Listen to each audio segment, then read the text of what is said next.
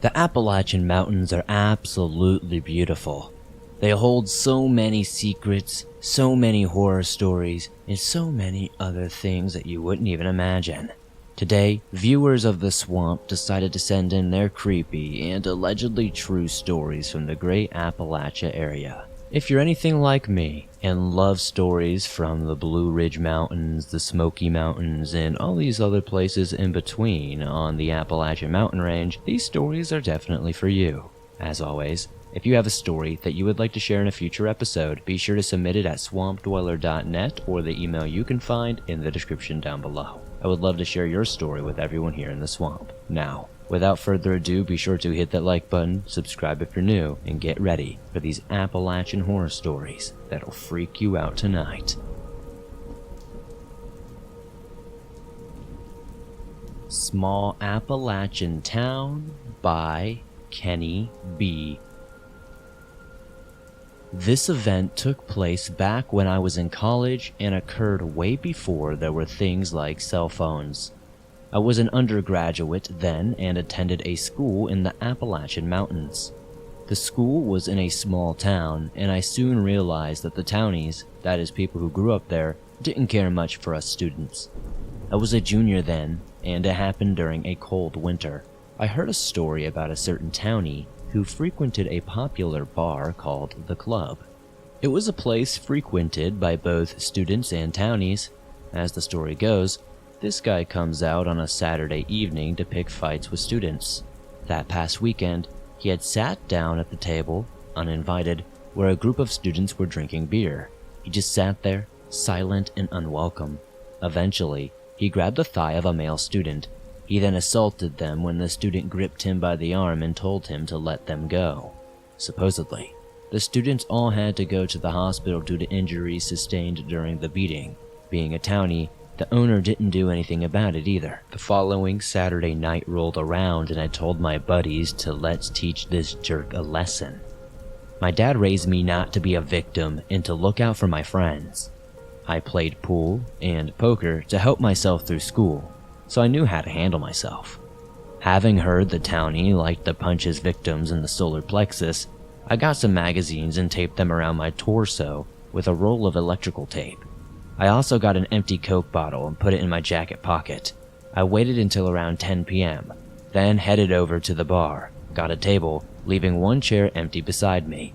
We were enjoying a cold pitcher of Pabst when one of my friends told me he was there. We made sure not to look at him and kept on drinking. Eventually, he came over and sat beside me in the empty chair. Casually, I turned to look at him and smiled. Sure enough, he immediately grabbed my leg. "Hey there, fella," he said, smiling. I looked at him smiling back as I took another sip of beer. He had a rugged grip on my thigh as he stared back at me, not saying a word. "Well, you certainly aren't a shy one," I said, and all my friends laughed. The bar had grown silent. Everyone around us was watching. I had a nice pinch of Copenhagen snuff between my cheek and gums. I spit it into one of his eyes, which caused him to close both of his eyes involuntarily. Immediately, I punched him in the throat as hard as I could, knocking the creep backward. He fell out of his seat, landing flat on his ass. "Take it outside," yelled the owner from behind the bar. We stepped out into the back alley, followed by the townie. His eyes blazed with anger, and he quickly came towards me. He took a swing, which I blocked as I pulled out the Coke bottle, gripping it by the neck. I swung back hard, landing a savage blow against his thick skull. It connected with a satisfying thud. His head snapped back and he stumbled. I kicked his legs out from under him. Then we circled him and started kicking him with our steel-toed Doc Martens. He tried to get up, but we just kept kicking him as hard as we could, working up a good sweat. He must have tried not to yell or scream, but soon enough he started crying like a baby. This went on for quite a while until we eventually heard sirens approaching. "Let's go," I shouted, and we leaped out of there as fast as we could. Later, we were told an ambulance had come to the bar to cart off the unconscious townie on a stretcher. We didn't return to the club anytime soon again. One time the following year, I'm pretty sure I saw the townie sitting in a wheelchair beside the bar. He looked like him, but wasn't so big anymore and trembled a lot. He looked my way eventually and immediately broke eye contact. He never said one word either. Oh well, I thought. He had brought it on himself. There are consequences to your actions, I guess, but I do kind of feel bad. Tales from the Appalachia by Illustrious Scale 40.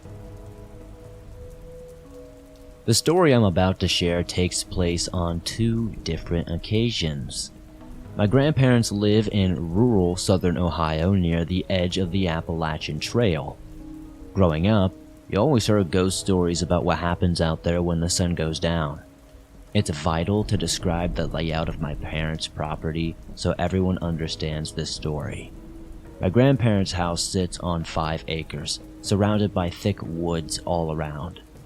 On the property, 7 different trails lead you around my grandparents' house, which we usually used for hunting and other activities. One day, my brother and I decided to walk the trails. We enjoyed riding a 4-wheeler and taking in the necessary scenery that we always loved. My grandparents' property was incredibly secluded. There were no neighbors for miles, and the only property that backed up to theirs was owned by the government, and they were just used for tree sanctuaries and nature preserves. There was a trail that we often would use that split into 2 other trails. The trail to the left loops you back around to the house, and the other trail to the right takes you down to the creek, where you can sit and watch all kinds of wildlife. My brother and I decided we wanted to go down to the creek and watch for animals while also looking for remarkable rocks that I love to collect all the time. The only way to get down the creek at the split is to walk, as the 4-wheeler is too big to fit through the thick brush and trees on that specific trail. So we ditched the 4-wheeler and took off on foot. The trail down to the creek is about a mile long. The sun shone through the trees and it was crisp. It was a fall evening with a slight breeze. My brother and I wasted no time until we finally reached the creek. As I said, we walked alongside the water for about 15 minutes, looking for cool rocks. As we were walking, we stumbled across a broken down shed that neither my brother nor I had ever seen before. It's important to mention that my grandparents' property has markers, letting everyone know where their property begins and ends. Standing on the left side of the creek, the shed was on the opposite side. My brother and I looked at each other with confused looks, but eventually, my brother got distracted by something else and continued his walk down the creek. But not me. I felt myself fall into some sort of trance, and I felt as if I needed to go inside. I yelled for my brother to return and said, "Jay, I think we should check this out some more. Something inside me wants me to go inside." My brother has never really been a fan of anything remotely scary. Seeing this rundown shed that looked to be falling apart did not interest him. My brother told me, "Honestly, dude, this one just screams one of those scary movie situations and I want no part of it. We are not going in there." I chuckled because he was right. Something was telling me to go in there, but I also knew it probably wasn't the best idea as the sun was starting to set. My brother and I collected our rock findings and returned to the house. This next part happened the following weekend. My boyfriend came out to visit at the time. While he was there, I mentioned that my brother and I had stumbled across a creepy shed on the property that we had never seen before. He became highly interested as I described my desire to go inside. I told him how compelled I was to the building. That's all it took before we were out the door and returning to the creek. My brother stayed behind saying, "If you guys don't come back, I told you so." My ex-boyfriend and I laughed. Yeah, right. We had overalls and flashlights as we didn't take the 4-wheeler and decided to walk to the whole way down. We had flashlights because when we left, we knew we only had about 2 hours until the sun went down. Eventually, we made it down to the creek. We walked the same way my brother and I did the previous week, and to my shock and disbelief, there was no shed there. I started frantically looking around, saying, "What? How? I swear it was here." My boyfriend at the time and I decided to walk a little further, venturing away from my grandparents' house. Still, there was no sign of the shed anywhere. We hadn't realized how long we had been out there, and the sun maybe had 15 more minutes of light left for the day. So I was so determined to prove myself right that I had seen this shed with my own eyes. We pull out our flashlights, jump across the bank on the other side of the creek, and begin walking back the way we came. I hoped I had just missed it on the way down, as my ex and I were talking. The sun was completely down at this point. As we were walking and talking, everything falls silent, including my ex. We were mid-conversation, so I did the same when I heard him stop dead in his tracks. I started asking questions. What is it? What's going on? What he said next sent chills down my spine. I want you to listen to me very closely. When I count to 3, we are going to jump to the other side of the creek. And we are going to run fast and as fast as we can and not stop at all until we get back. But don't look back. Don't say anything. Okay? My heart fell to my stomach, and I just didn't question him. I just prepared myself to run. 1, 2, 3. We sprinted as fast as we could. I was in front of my ex and I could hear him wincing in pain, but I heard more than just our running. There was something chasing us. We ditched the idea of running a mile back to the trail and ran straight through the woods. When we returned to the house, we were gasping for air, covered in scratches from running through thick brush. We walked through the front door, and I was shocked that I could not answer my grandparents' questions. My boyfriend was gripping his back and wincing in pain. My grandma lifted his shirt and looked at his back. There were 3 long lashes stemming from his shoulder down to his lower back. It looked like something had, swung at him or something and scratched him. I was in a shocked state, to say the least. From one Appalachian to another, don't go looking for something that you don't want to find. If anyone knows what this could have been, please let me know in the comments down below. This occurrence still keeps me up at night when I think about it. Strange Camping Experience by Delteco. I've never had paranormal experiences, but I can't really explain this one. I'm in college, and 7 other people from my school and I went on a backpacking trip. We had 2 experienced leaders. We drove to Zaleski State Forest, which is in the Appalachian region of Ohio. It was early April this year, and it was cold, and everything was still pretty much dead from winter. After hiking miles into the forest, we set up camp at the backpacking campsite. There were a couple of other groups of people as well, so we weren't entirely alone. A few of them were friendly older couples and 2 college-aged girls. Everyone was relatively spread out, so we set up camp further away. I have always sensed the energy of places, and the energy in this area wasn't great. It was almost spooky, eerie, if you will. Each of us had individual, 1-person tents, and we formed a cluster at the site. With my tent in the back so no one was behind me. Our cluster was next to the forest because the backpacking site was like a big cleared-off square in the middle of the trees. Fast forward. I'm dead asleep. It's sometime around 2 a.m., and I wake up to leaves crunching right behind my tent. I hear footsteps walking in circles around my tent. They had a sort of heaviness to them that couldn't be any deer or dog. It sounded just like 2 legs, and I cannot make this up. This creature, this person, whatever it was, circled my tent for long periods of time, slowly creeping up to the sides of my tent and then just stopping, and then would move on to walking around the rest of our camps.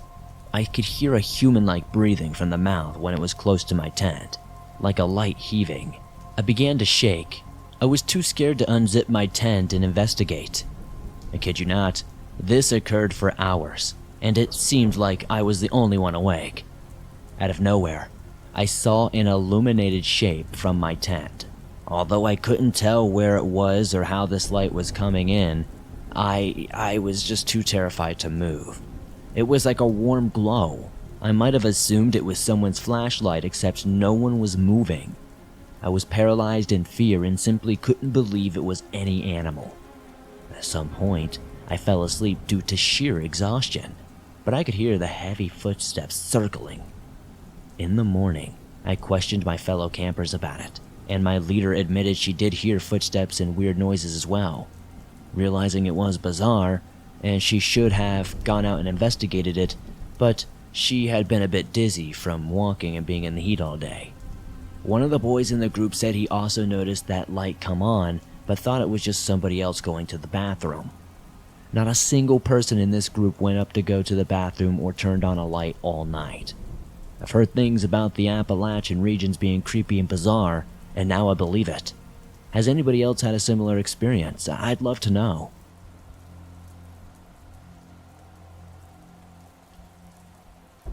Appalachian Ghost Story by Brian H.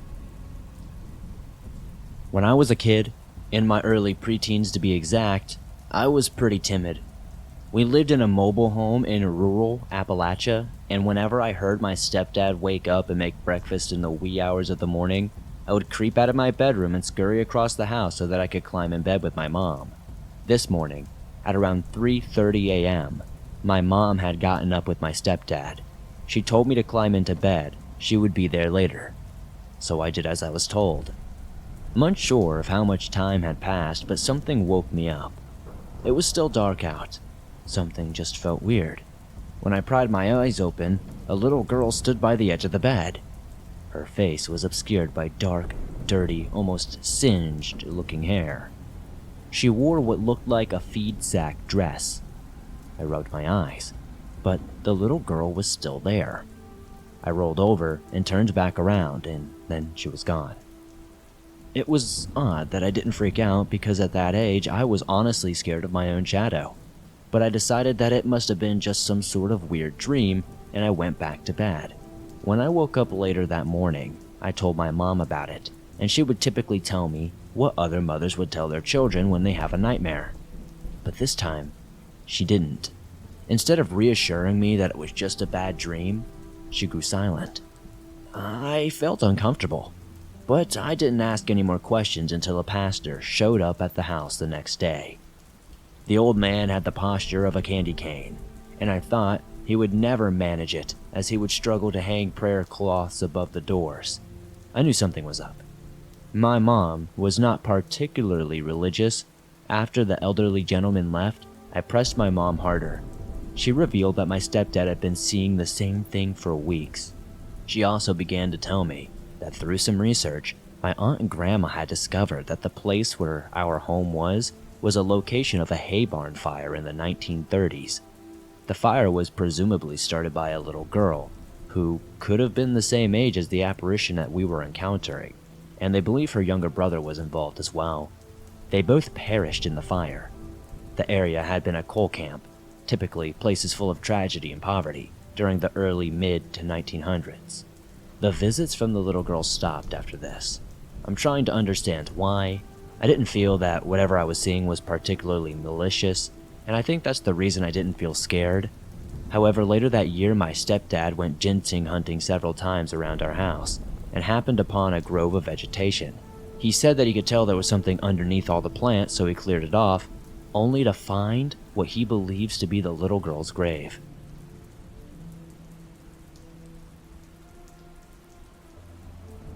Black-Eyed Children Encounter by Anonymous. I encountered the Black-Eyed Children over a decade ago in rural Appalachia. This has always kind of freaked me out. We've kept in touch to this day, but definitely distanced me from this friend. We were at a local state park between 9 p.m. and 1 a.m. I remember we were parked alongside the woods and some picnic tables. It was pretty desolate. We were technically trespassing. I was a 17-year-old female, and my friend was a 17-year-old male. What we were doing there, you can leave to your imagination. As our curfews were approaching and we were finishing up our time together, we experienced a very ominous feeling. He was in the driver's seat preparing to start the car and pull off. The car didn't start, and we sort of laughed it off as it wasn't the first time. Suddenly, to the right on the passenger side where I was sitting, we saw faint lights coming out of the woods. The ominous feeling intensified, emerging from the woods, and there were 4 to 5 children younger than us, appearing to be 7 to 11 years old. I'm not going to claim they had black eyes, but they were dark. And I don't remember, as I was pretty shook. I didn't read much about Black-Eyed Children encounters, lore, and phenomenon until years after this, which described everything else that we experienced. All I can say is they were not normal. They didn't belong. The cabins at the park were not occupied. As far as I know, they weren't even getting rented out until the autumn and winter time. We were miles from the park's hotel, and there were no adults. We were literally the only people here. They were so absolutely out of place. What were the lights? I don't know. But the closest thing I can compare them to are glow sticks. It was as if they opened a package of those novelty glow sticks, which included bracelets, necklaces, or wands. But it wasn't like they were having fun and wasting time. They just stopped, stood there, and stared at us. He tried asking what they were doing here, if they were lost, and where their parents were, but we got no response. The oldest-looking child, probably a bit heavy-set with a gray hoodie on, approached the vehicle in front of where the passenger headlight corner would be. My friend started to get freaked out at this moment. He locked the doors and said, "Hell no, we gotta go." Eventually, we got the car started. The children never really moved, and the kid stayed in front of the vehicle. My friend eventually yells to the kid, "I'm going to run you over," and the boy slowly backed away, raising his arms and pointing at us as we left. I didn't look back. I don't know what the heck we experienced that night. Thanks for listening to these creepy and allegedly true Appalachian horror stories that'll freak you out tonight. As always, if you enjoyed these stories, please be sure to slap that like button as it helps me out a ton. The more likes this episode gets, the more YouTube promotes it, and that's incredibly helpful. If you're new to the swamp, why not join us? Be sure to subscribe and turn on notifications so you don't miss a new episode, as I upload them multiple times a week on all things natural and supernatural. If you're on the go and don't have YouTube Premium but still want to download and listen to your favorite Swamp Dweller scary stories no matter where you are, you can download them absolutely free from Spotify, Apple Podcast, Google Podcast, and pretty much anywhere else you find your favorite podcast online. If you have a story that you would like to share in a future episode, be sure to submit them at swampdweller.net or the email you can find in the description. I would love to share your story with everyone here in the swamp. Thank you guys for supporting me the way you do. Be sure to come join me over on X, Twitter, whatever you want to call it, Instagram, and all the fun social medias, and I'll see you soon with another creepy episode.